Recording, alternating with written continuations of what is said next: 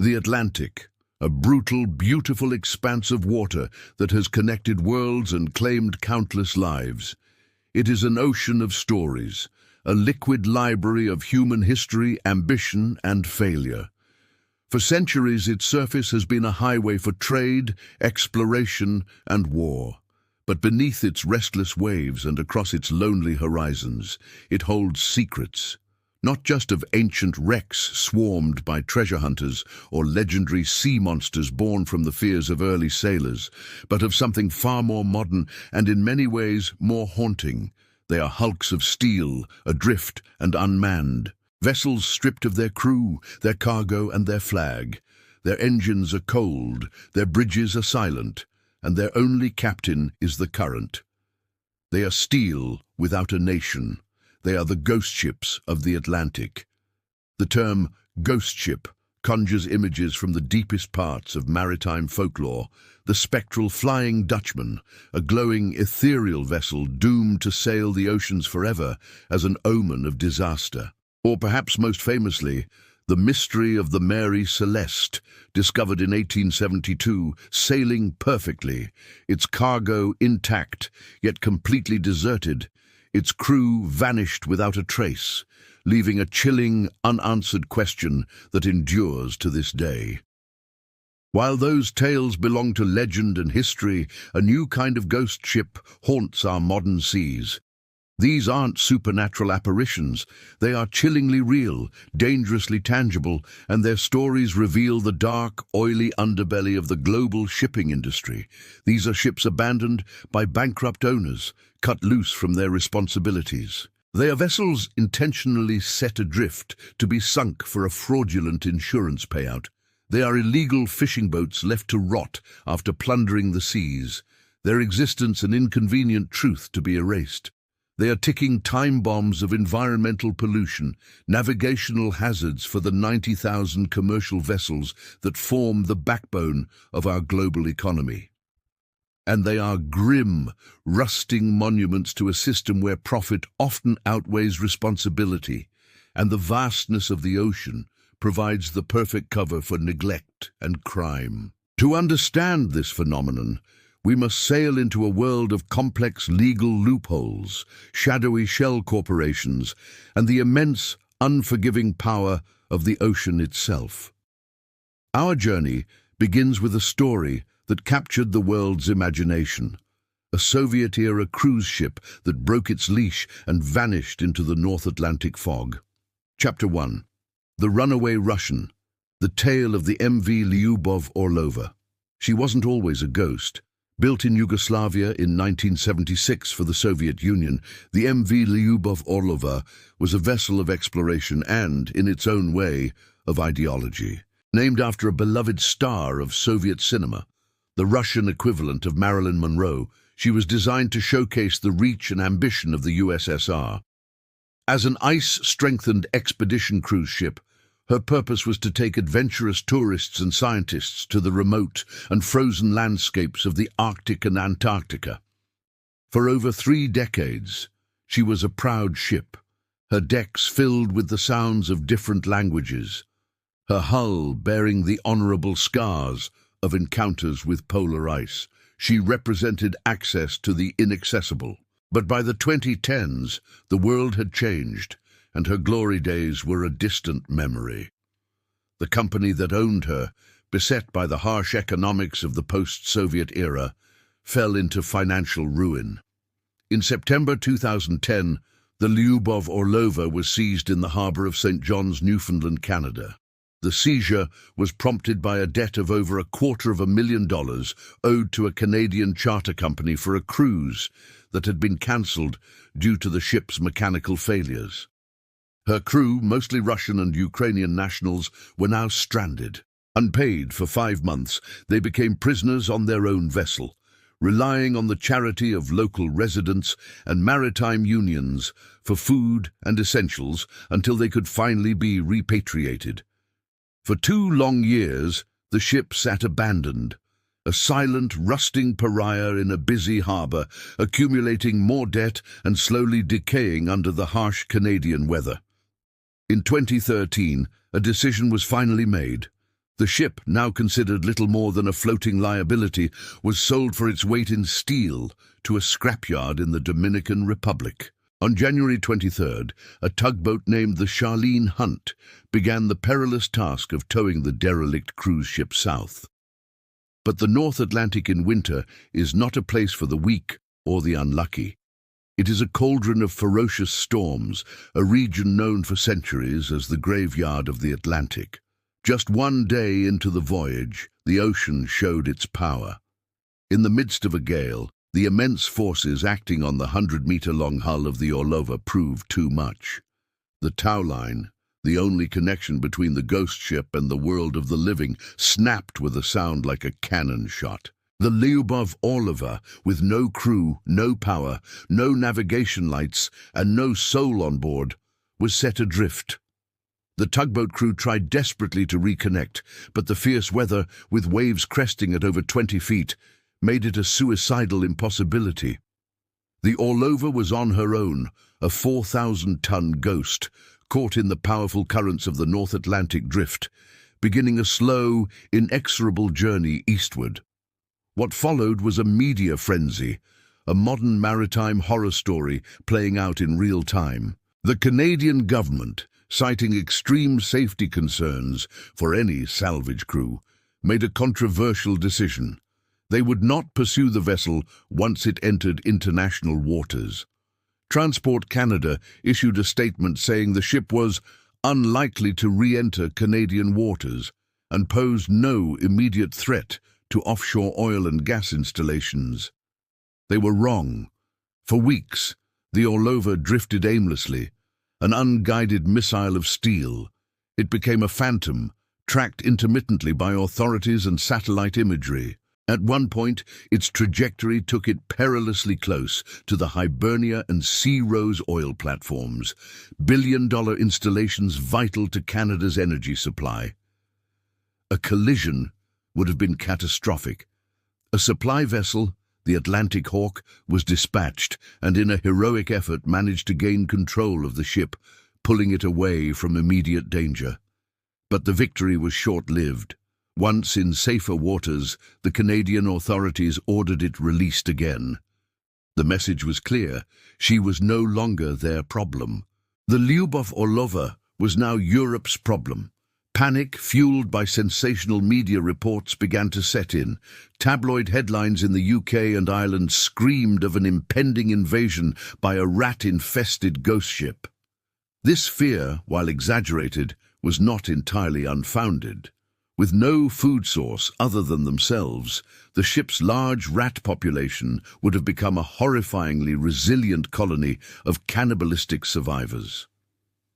If the ship were to run aground on the Irish or Scottish coast, the ecological and public health implications of releasing this biohazard would be severe. A frantic high-tech search began. The Irish Coast Guard, maritime authorities, and a global community of amateur satellite trackers all tried to find the vessel. In February 2013, a signal was detected from one of the ship's emergency position indicating radio beacons, or EPIRBs. These devices are designed to activate when they come in contact with water, suggesting a lifeboat had been torn from its davits by a powerful wave, or more ominously, that the ship itself was taking on water and beginning to break apart. Another, fainter signal was detected a few weeks later, much further out in the ocean, and then absolute silence. The Lyubov Orlova was never seen again. The overwhelming consensus is that the relentless punishment of a North Atlantic winter finally claimed her. The EPIRB signals were likely her last gasp, a final automated cry for help before she slipped beneath the waves, taking her secrets, her rats, and her story to the crushing pressure of the ocean floor. Her tale is a stark reminder of how quickly a vessel can go from a proud ship to a dangerous piece of floating debris. A single snapped tow line turned her into an international menace, a problem everyone wanted to palm off on someone else, until the ocean provided its own final, brutal solution.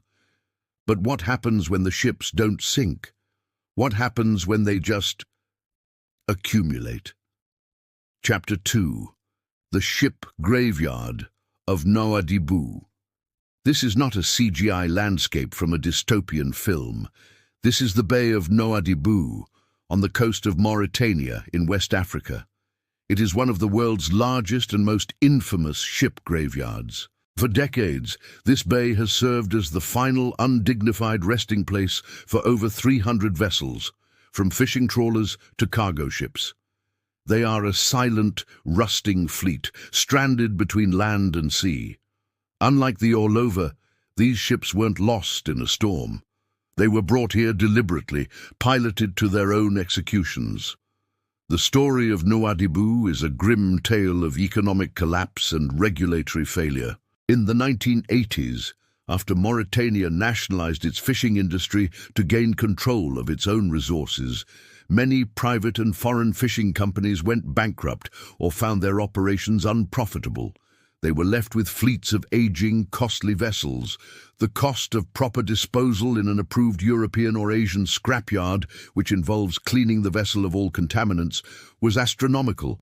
So they found a cheaper, easier, and illegal solution. The process was cynical and simple. An unwanted ship would be sailed to Nouadhibou. The owner would pay a modest bribe to a corrupt local official, who would then look the other way, as the crew ran the ship aground in the shallow bay.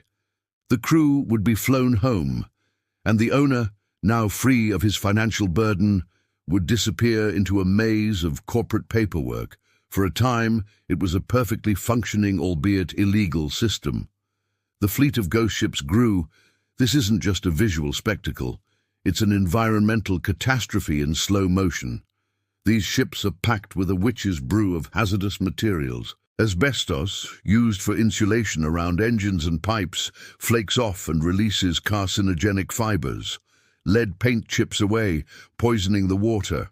And polychlorinated biphenyls, or PCBs, highly toxic and persistent industrial chemicals, leach from old electrical systems.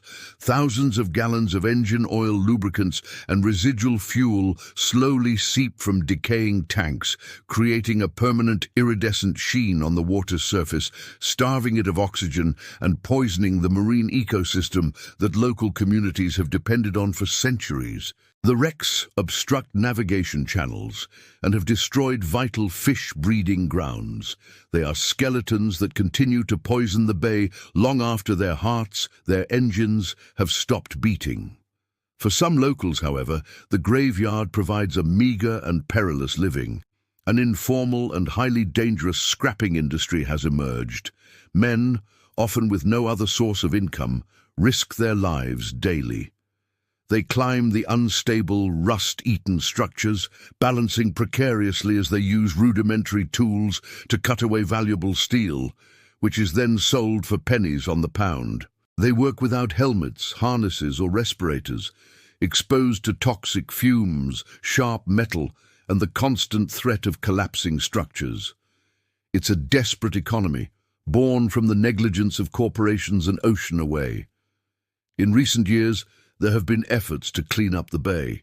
The Mauritanian government, with significant international aid, has begun the monumental task of removing the wrecks. But the process is incredibly slow, expensive, and complex. Each ship is a unique challenge, a puzzle of collapsed decks and fragile hulls that must be carefully dismantled without releasing more pollutants. And for every ship removed, the toxic scars of its long, rusting residence remain in the sediment below. Nouadhibou stands as a powerful, cautionary testament to the long-term consequences of abandonment, a warning of what happens when the sea is treated as the world's final dumping ground. Chapter 3. The Dark Fleet, Phantoms with a Purpose. Not all ghost ships are accidents of finance or storms. Some are created intentionally, with cold, calculated purpose. They are made into ghosts to hide a crime. In the vast, lawless stretches of the Atlantic, a dark fleet operates. These are vessels engaged in IUU fishing, illegal, unreported and unregulated fishing. They are modern-day pirates, plundering the ocean's resources, decimating vulnerable fish populations, and operating completely outside the boundaries of law and conservation. This illicit industry is estimated to be worth up to $23 billion annually. To avoid detection, these criminal enterprises employ a variety of tactics. They frequently change their names and repaint their hulls at sea. They fly flags of convenience from nations that ask few questions and have little to no enforcement capability. Most importantly, they routinely turn off their AIS transponders. The AIS is a system that broadcasts a ship's identity, position, and course, and it is the cornerstone of global maritime safety. By turning it off, they become electronically invisible to tracking systems. They become ghosts in the machine, disappearing from global monitoring screens for weeks or months at a time, while they illegally haul in millions of dollars worth of fish from protected areas. But what happens when one of these criminal vessels is damaged, out of fuel, or on the verge of being caught by authorities like the Coast Guard or activist groups like Sea Shepherd? The owners have no incentive to bring it to a legitimate port where it would be impounded and they would face prosecution and massive fines. So they resort to the final act of evasion, deliberate abandonment and destruction. The crew is evacuated and the ship is simply left to its fate. Most often it's scuttled, intentionally sunk to destroy all evidence of its illegal activities, including fishing logs, equipment, and the illegal catch itself. If it's found later by sonar, it's just another anonymous wreck on the seafloor. The corporate shell companies that technically own the ship are often registered in opaque jurisdictions, making them impossible to track down. One of the most dramatic examples of this is the case of the infamous poaching vessel, the MV Thunder. The Thunder was one of the world's most wanted poaching vessels, the target of an Interpol Purple Notice for illegally fishing for vulnerable and highly valuable Patagonian toothfish in the protected waters of the Antarctic. For over a decade, it had evaded capture. In late 2014, two Sea Shepherd vessels began a relentless pursuit. What followed was the longest chase in maritime history, a 110-day cat-and-mouse game that spanned 2 oceans and covered over 10,000 nautical miles. Finally, in April 2015 in the South Atlantic off the coast of West Africa, the captain of the Thunder made a fateful decision. He sent out a distress call. His ship was sinking. The Sea Shepherd crew, the pursuers, suddenly became rescuers, taking all 40 crew members from the Thunder aboard their own ships. But they were deeply suspicious. The sinking seemed too calm, too deliberate. The rescued captain even smiled and applauded as his ship went down. Convinced they were witnessing the destruction of a crime scene, Sea Shepherd activists boarded the sinking vessel, racing against time to retrieve evidence. They managed to seize a captain's log, computers, charts, and even fish samples before the Thunder finally slipped beneath the waves. This evidence later proved crucial in prosecuting the captain, chief engineer, and second mechanic, who were found guilty of negligence and sentenced to prison time and heavy fines. The Thunder became a ghost ship by design, a coffin for its own criminal history, sunk by its own captain to wash away his guilt in the salt water of the Atlantic. Chapter 4. The Legal Void. The stories of the Orlova, the Nouadhibou graveyard, and the Dark Fleet all highlight a fundamental problem, a legal and ethical void on the high seas. In our highly connected world, it seems impossible that something as large as a ship could simply be lost or forgotten. But the very nature of international shipping creates a web of complex, overlapping jurisdictions that is easily and often intentionally exploited. Consider a typical cargo ship. It might be owned by a shell corporation in Greece, operated by a management company in Singapore, fly the flag of Panama, be crewed by sailors from the Philippines, insured by a firm in London, and be carrying cargo for a manufacturer in China. When something goes wrong, determining who is legally and financially responsible is a lawyer's nightmare. This is the world created by flags of convenience. For a fee, a ship owner can register their vessel in a country like Panama, Liberia, or the Marshall Islands. These nations offer cheap registration, low taxes, and, most importantly, minimal regulation and oversight. When a ship flying a Liberian flag is abandoned off the coast of Africa, who is truly responsible for the multi-million-dollar cleanup? The owner, who has vanished behind a corporate veil, or Liberia, a country thousands of miles away with little incentive or capability to act? This system allows owners to effectively outsource their responsibility. International conventions do exist to address these issues. The Nairobi International Convention on the Removal of Wrecks, for example, aims to place the financial liability squarely on ship owners, requiring them to have insurance to cover the cost of wreck removal. But its effectiveness is limited. Not all countries have ratified it, and its jurisdiction often doesn't extend to the vast lawless areas of the high seas. For every law written, a loophole seems to be found.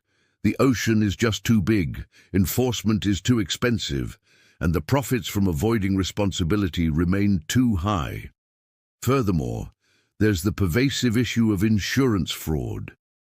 An old ship nearing the end of its service life might be worth more sunk and claimed on insurance than it is sold for scrap.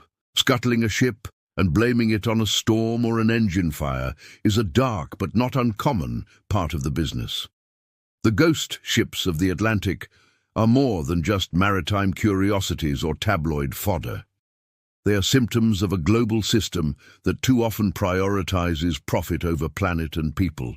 Each rusting hull tells a story of economic desperation, of criminal greed, of corporate negligence, and of regulatory failure. They are the physical legacy of our disposable culture, writ large in thousands of tons of steel. They drift in the currents, silent but not without impact. They pose a very real threat to the crews of the thousands of ships that still sail with purpose. They poison the waters that give our planet life, their toxins silently creeping up the food chain. And they serve as a haunting reminder that even in our hyper-monitored 21st century world, it is still possible to simply vanish, to cast off responsibility and let the ocean swallow our mistakes. The sea keeps its secrets well. But these steel ghosts, for as long as they float or as long as their wreckage scars the seafloor, bear witness. They are an echo of the world that made them and then discarded them, a world that must learn to take responsibility for the marks it leaves behind. For on the vast, lonely waters of the Atlantic, nothing is ever truly gone. It just waits silently to be found. The stories of derelict ships are endless. What is the most fascinating ghost ship case you've ever heard of? Let us know in the comments below. And if you want to explore more of the world's hidden stories, be sure to subscribe and hit the notification bell. Thanks for watching.